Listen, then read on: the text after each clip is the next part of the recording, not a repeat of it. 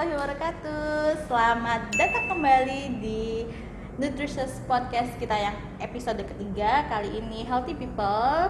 Kita akan membahas tentang menjaga tubuh agar terhidrasi selama berpuasa. Dan untuk kesempatan kali ini saya ditemani oleh someone special, seseorang yang awet muda, yang cantik sekali seperti bidadari.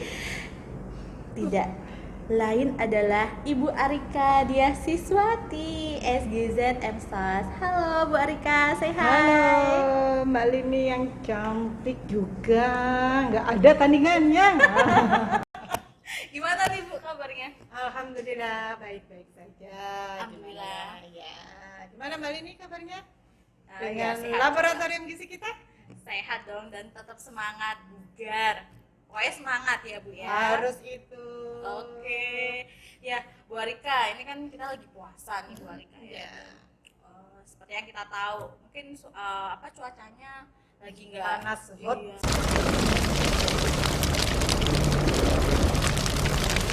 Sekarang di Surabaya. Betul sekali, mana kita ada yang masih WFO, maksudnya work from office. Ya, jadi kita juga harus tetap menjaga kebugaran dengan tetap menghidrasi tubuh kita. Nah, kita nanti mungkin boleh ya sharing-sharing ya dengan Bu Sedikit Arika ya. berbincang aja ya. Banyak gimana Bu? Jangan banyak-banyak. Oke. Nah, Bu, ada beberapa hal nih yang mungkin bisa kita diskusikan ya kali ini ya bersama Healthy People, supaya sambil puasa kita juga sambil belajar tentang hidrasi. Oke. Menurut Bu Arika, penting nggak sih Bu sebenarnya untuk mengkonsumsi air selama berpuasa? Ya. Untuk puasa kali ini kan agak berbeda dari puasa-puasa sebelumnya ya, selain ada stay at home, Ya, tapi betul. kita tetap ada sebagian yang bekerja di kantor. Otak tetap suruh bekerja Iya. ya. Meskipun di rumah tetap harus bekerja. Untuk menghadapi puasa sebenarnya cukupan air yang kita minum itu harus tetap terjaga. Bukan berarti puasa air yang kita minum berkurang. Apalagi dengan suhu Surabaya yang lagi panas ini ya. Iya. Terus coba kita lihat air minum yang kita minum sekarang itu. Biasanya kalau buka puasa itu yang seger apa ya? Apa ya? Es kayaknya. Air es. Padahal itu sebenarnya kurang bagus ya. Gimana tuh Bu? Karena kan perubahan suhu ini dalam kondisi yang habis kosong selama hampir 12 sampai 14 jam ya kalau di Surabaya ini, tiba-tiba kita minum langsung pakai air es, pakai air keras. Air keras? Dulu aku suka padamu, dulu aku memang suka. Dulu aku gila padamu, dulu aku memang gila. Minuman keras, apapun namamu, tak akan ku reguk lagi dan tak akan ku minum lagi walau setetes. Iya, es Miras. batu. Oh, es batu. Es batu, iya. Seharusnya paling tidak suhu yang kita konsumsi adalah yang sama dengan suhu tubuh kita. Paling tidak ya sedikit di atas suhu tubuh kita. Minuman hangat ya, itu bisa supaya membuat suhu di tubuh kembali normal ya. Jangan juga yang terlalu panas. Kasihan lidahnya nanti kaget. Ya, karena tidak bertulang ya Oh. Bu ya. Nggak bisa berucap juga. Oke. Berarti itu tadi Bu ya. Jadi kalau minum perhatikan suhu airnya. Ya, Nggak terlalu panas, ya, tidak terlalu dingin. Yang kita minum kita juga pilih ya air putihnya itu kalau bisa air yang memang sudah ada izin Depkesnya ya, atau yang sudah berizin lah paling tidak. Dan itu harus kalau memang ada yang tidak yang beredar di pasaran tuh kan sekarang ada air isi ulang ya.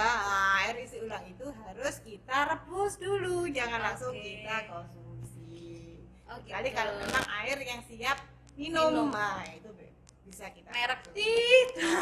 Ya nggak boleh sebut merek. Kecuali kalau kita disponsori Nah, boleh ya. betul. Kapan-kapan kalau mau sponsor kita boleh loh. Berarti harus berkualitas juga ya Bu ya Iya, minumannya ya. betul. Kandungan mineralnya kita lihat juga ya. Karena kan pada beberapa minuman yang bukan kemasan istilahnya itu kan kita tidak tahu apa saja. Maka untuk amannya ya harus kita rebus dulu kalau memang yang kita gunakan bukan air mineral kemasan istilahnya ya. Air Termasuk air isi ulang, Terus air dari PDAM AM ya. mungkin ya. Sebagian masih menggunakan air itu juga. Berarti harus kan. direbus. Iya. Oke, selanjutnya. Oke Bu, itu kan tadi jenis-jenis minuman nih yang bisa membantu kita untuk stay hydrated atau tetap terhidrasi selama berpuasa. Jadi kan mungkin cairan tubuh itu nggak cuma disumbangkan dari minuman. Iya, betul. Nah, ada nggak mungkin makanan-makanan tertentu yang juga bisa menyumbangkan cairan tubuh? Iya, betul. Jadi pada saat kita buka puasa itu kan ada makanan yang berkuah, itu juga ada kandungan air cairannya, buah, Betul. terutama yang kandungan cairannya tinggi seperti semangka, Favorit saya itu. Terus melon itu kan Melon. airnya cukup banyak ya, itu juga bisa paling tidak mengurangi supaya kita tidak hidrasi ya. Terus makanan yang berkuah juga seperti sup, itu juga termasuk bisa cairan, menambah menambah ya. cairan yang kita butuhkan pada saat puasa. Oke, berarti healthy people nggak cuma dari minuman, tapi juga kita bisa nambah cairan tubuh dari sayur, kayak misalnya ada bening-beningan atau sup, itu kan ada airnya tuh ya Bu ya. Kayak Terus bening bayam, buah, sayur asam. tergantung maunya sayur apa, pokoknya kalau puasanya mau terhidrasi, tambahkan sayuran itu Buah ya. sama buah. Itu berarti bagus Bu ya, kalau saya kayak kita Bagus. pas buka puasa Nah, gitu. iya. Awal kita buka puasa kan, itu ya air minum dulu kan, disunahkan minum dulu sama makan makanan yang manis. Kalau memang ada kurma ya kurma, tapi setelah itu kita bisa jangan langsung konsumsi makanan besar dulu ya, bisa buah dulu kita konsumsi sambil Pelan-pelan menunggu ya. setelah sholat maghrib dulu misalnya ada jeda, setelah itu baru kita bisa mengkonsumsi makanan lengkap. Iya benar, karena biasanya kok puasa itu kita sebenarnya masih bisa sih nahan lapar misalnya ya. Tapi yang hausnya. paling harus disegerakan itu mengobati Mengobati rasa rasa haus itu haus, ya Bu betul. Arika ya. Iya. Oke, menarik sekali. Nah selanjutnya nih Bu, ada pertanyaan nih dari saya. Nah seperti yang kita tahu juga ini kan puasa, tapi tetap kita puasa kan nggak boleh lemes ya, harus beraktivitas, termasuk juga olahraga ya Bu Iya, ya, betul, supaya betul. kita puasa nanti berat badannya nggak malah ini iya. kan godaan takjil nih, gorengan, terus apalagi Bu ya, kayak cola Terus gitu minuman kan. yang manis-manis bersantan Oh, kayak oh. dawet. Ya betul, aduh kalorinya banyak banget sehingga mau nggak mau kita kalau mau bugar tetap harus olahraga ya Bu Iya, ya. betul. Jadi Nah, tetap aktivitas fisik seperti apa tipsnya Bu supaya kita itu olahraga, tapi kan olahraga itu mengeluarkan keringat ya Bu Arika ya. takutnya dehidrasi ya. Iya betul, gimana? Mungkin bisa sharing Iya, tipsnya. oke. Jadi sebaiknya pada saat puasa kita tidak bermalas-malasan, mulai sahur sampai nanti duhur tidur, habis sholat duhur tidur lagi ya, itu juga nggak bagus Aku untuk merasa tubuh tertampar.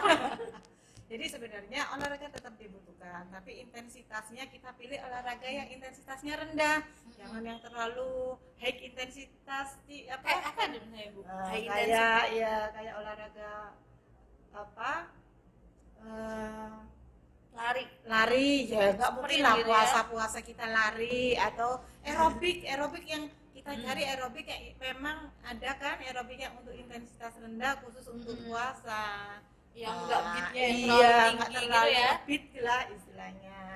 Kalau lari dari kenyataan boleh. Nah itu yang justru nggak boleh, harus dihadapi kenyataan ya. Oh gitu, itu bukan olahraga ya. Olahraga. Oke. Jadi kalau saya bisa simpulkan berarti tetap harus aktivitas fisik dan olahraga ya Bu ya, tapi pilih yang intensitasnya rendah. Gitu ya. mungkin Terus, waktu, kalau iya, waktu. kalau sebaiknya olahraga itu tidak di pagi hari ya. Nanti setelah itu takutnya kan jelang waktunya agak relatif lama Masih tuh sama panjang. buka puasa. Ya, Ya, jadi kalau nggak puasa, sebaiknya puasa beduk. nanti bisa-bisa setengah hari sudah buka puasa. Haus. Iya. Jadi mungkin nanti bisa disiasati setelah paling enggak 2 jam atau 3 jam sebelum buka puasa, habis sholat asar tuh bisa kita sedikit berolahraga ringan untuk menyegarkan badan lah istilahnya, supaya tidak lemas aja puasa gitu ya. Supaya otot juga Ya, nggak kaku ya iya. Bu ya, apalagi yang biasanya work from home, yang mungkin kaum rebahan nih, Nah, perubahan itu ototnya lagi jadi ya. gerak Bu, kalau nggak dibuat gerak ya kan. Iya betul. Jadi tambah sakit semua badan rasanya. Nanti waktu corona udah berakhir, terus kembali kerja lagi, wah badannya kaku semua nih buat kerja. Nah, oke, jadi nih Bu Arika, kita itu selalu buka kesempatan untuk audiens bertanya di kolom komentar. Jadi kita setiap minggu itu kan kita tayang 2 kali nih, 2 episode. Nah, setiap episode kita sebelum tayang tuh buka komentar untuk orang-orang bertanya, dan ini kita sudah ada 3 pertanyaan nih Bu Arika. Gimana? Oke. Siap menjawab? Siap, Pak. Kita harus siap ya apapun kondisinya. Siap gerak? Siap gerak. Oke, ini ada pertanyaan dari @vinaina ya, FJ9. Pertanyaan gini Bu Arika, saya mau bertanya, untuk mengembalikan cairan tubuh pada saat berbuka puasa sebaiknya minum air es atau air hangat? Terima kasih sebelumnya. Ini tadi sebenarnya udah kita bahas Sebenarnya sedikit sudah ya. kita bahas ya, ini kita singgung sedikit, tapi ya nggak apa-apa, kita ulangi lagi. Sebaiknya jangan terlalu panas atau terlalu dingin. Tadi sudah kita sebutkan, paling tidak suhunya tidak terlalu jauh dengan suhu tubuh dan suhu ruang yang ada di sekitar kita. Ya, supaya tubuh itu tidak terlalu kaget dengan perubahan suhu yang tiba-tiba. Kalau kita terlalu minum air keras tadi, minum air yang ada kandungan es batunya, maksudnya dingin maksudnya. dingin. Air es Nah, batu. es batu itu kan suhunya terlalu ekstrim dinginnya, takutnya tubuh justru kaget menerima itu. Ya, jadi ya sebaiknya ya minum air yang suhunya sesuai dengan suhu tubuh kita dan suhu ruangan yang ada di sekitar kita, jangan terlalu jauh bedanya. Iya, berarti kalau selama ini tuh kita bukanya biasa sama es Iya, buah, itu sama es cola, es sama lagi ya, es sirup. Itu mungkin kebiasaan yang perlu diubah ya Bu Iya, ya. betul. Ya mungkin boleh dingin tapi nggak Iya, terlalu dingin iya, lah jangan, ya. tidak terlalu jauh lah dengan suhu yang ada di ruangan ini. Oh iya, apalagi kan sekarang juga lagi pandemi COVID-19 ya Bu ya. Ya kalau kita flu, kita apa misalnya kebanyakan minum es juga iya, betul. bahaya juga. Nanti kita flu biasa dikira flu COVID. Ya, nanti kan jadi dikucilkan ya takutnya. Terus kemudian juga mungkin kalau minum dingin biasanya kan identik sama gula ya Bu ya. Iya, itu yang akhirnya Bikin setelah kita- puasa nggak tambah turun, tapi berat badannya ke jarum timbangan yang kanan akhirnya gitu. Sudah nggak Islami. bergerak. Islami. Oke, semoga terjawab ya untuk Vinaina. Nah, kita lanjut ya Bu ya ke Oke. pertanyaan yang kedua ya. Ini ada pertanyaan dari @ahmadridoz. Gini Bu, pertanyaannya, gimana cara mengatur jumlah minuman supaya bisa tercukupi saat puasa?